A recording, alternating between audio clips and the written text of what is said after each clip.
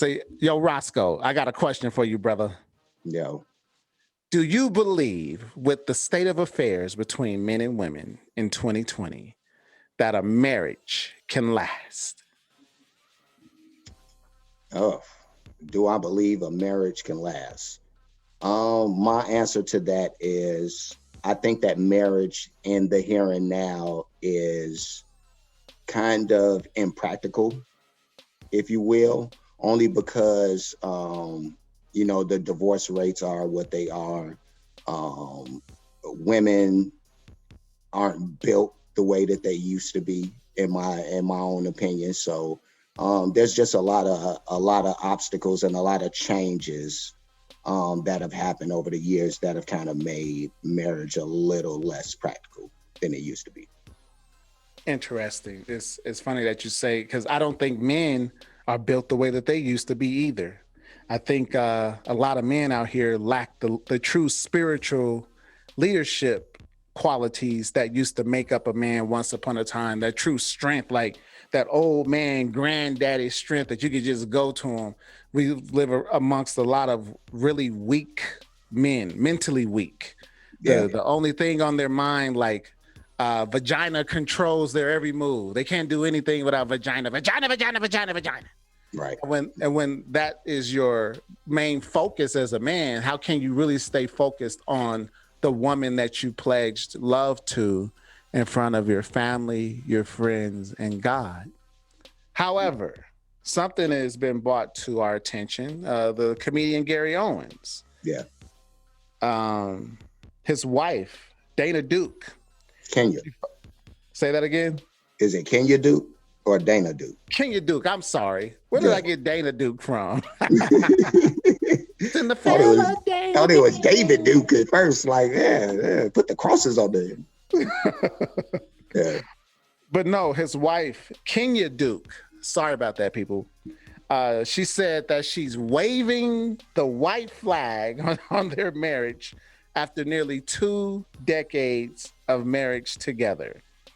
Now, the article from the TMZ website says that it's unclear what led to the split.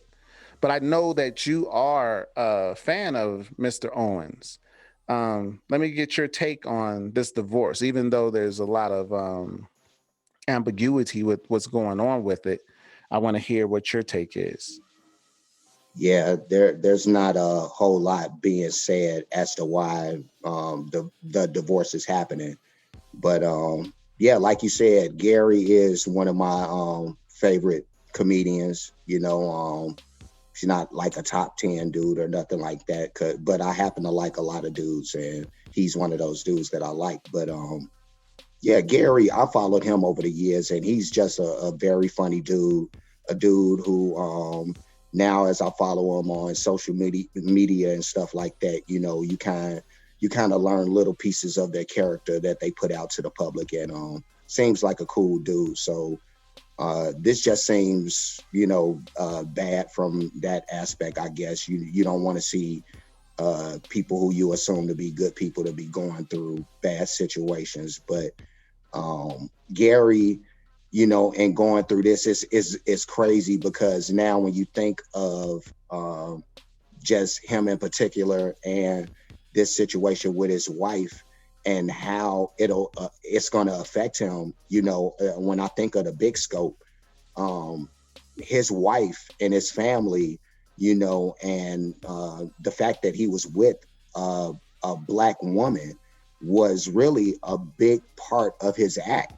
If you really looked at it. So a lot of his jokes, a lot of the things that he would say in his stand-up catered to the fact he would speak about his family a lot in his jokes. So yeah, this was very big in that aspect of just his work persona, which would be him on stage and that, but yeah, now what happens with that now when you take that element away, something that was so big and so prevalent to his stage act, so that's something that I think about with this guy. But just sad situation. And when I think of it, just a whole, I just think of a guy who may have been an awkward guy who he was younger, like a lot of guys, and you happen to run into another person who either is just as awkward or just willing to accept your awkwardness. And, those people, they bond and they go through life and they have kids or whatever. And maybe they get to a point where they just grow apart or whatever the case may be. So those situations do happen, which again makes marriage that much more impractical, like I said in the beginning, because a lot of guys know that women are fickle in a lot of respects. And so, what they like now, they may not like 20 years from now, and that may be you. So, that may just be the case with this situation. And her bringing up waving the white flag is just crazy. I don't know what the hell that means. But What I think it means is, I've always said that divorce is war, but I think if people grow apart within the confines of a marriage, I think marriage can be war as well. right. But I wanted to ask you a question. Mhm. If somebody came to you and said, Roscoe, if you hop in that plane, that train, or that automobile, that there is a 70% chance of you crashing and getting into an accident, would you do it? No. How about hell no? How about hell no? But yeah, and like I mean, and I know you're again alluding to what would end up being the divorce rates of now. What I remember when we were younger, they were already at 50%. When we were kids, so it's been going downhill for a long while. I can say that. Yes. Yes. But I'm not just alluding to the divorce rate.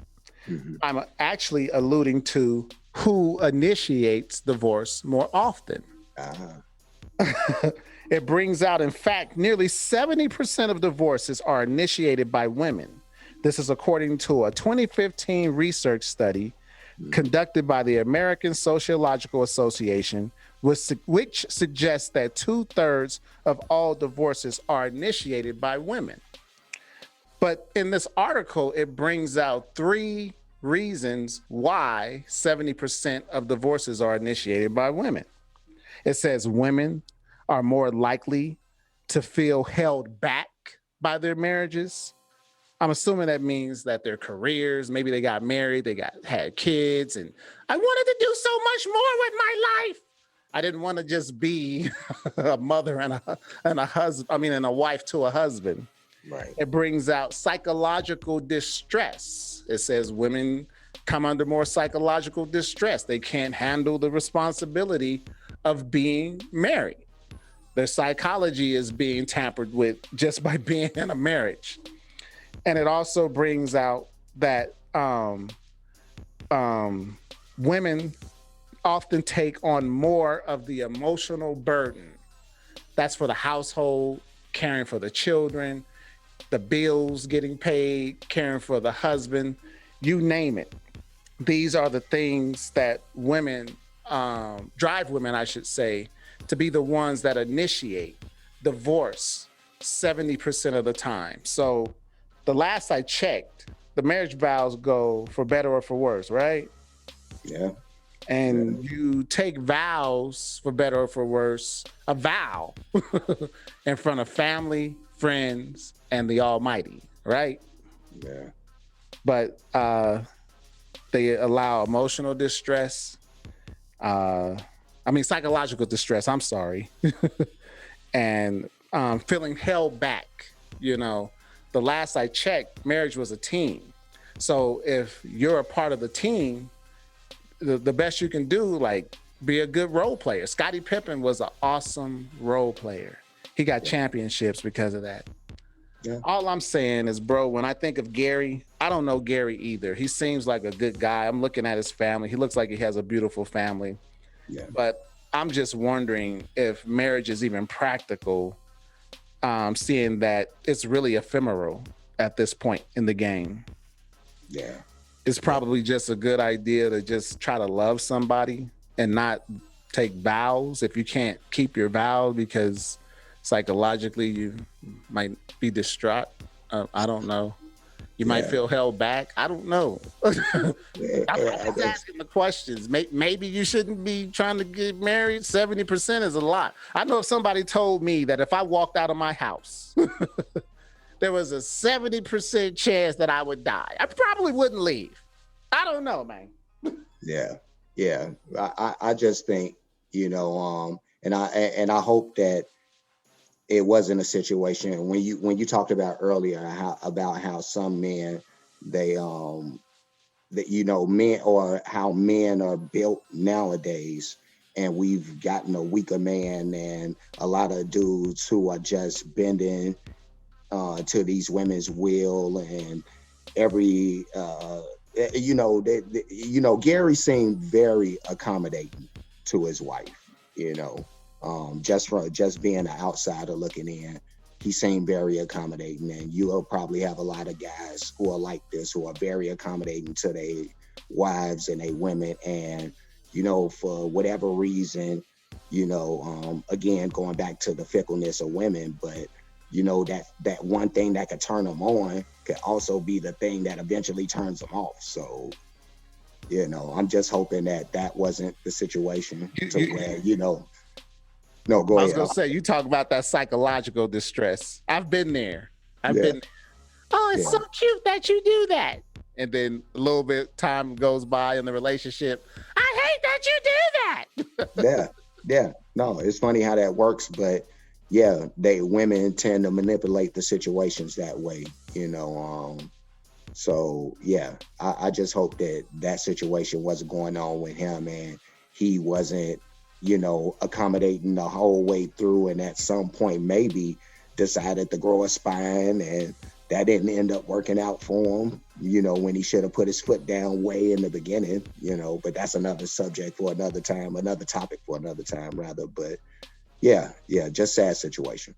Yeah, I agree. This is all just speculation on our part. Not the stats, though. The Yeah, stats stick. And this is yeah, from 2015. So it's probably higher now, incrementally, but higher nonetheless. And yeah. so, once again, we leave it up to you, the public. Is marriage worth it in the 2020s and beyond? Maybe, maybe not. I don't know. Anyway, join me and Roscoe on our Facebook page. Check us out on our Instagram page.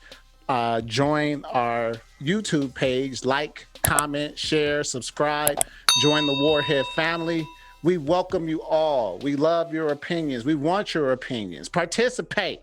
Give us some criticism, even if you say we ain't about nothing. Anyway, Warheads out.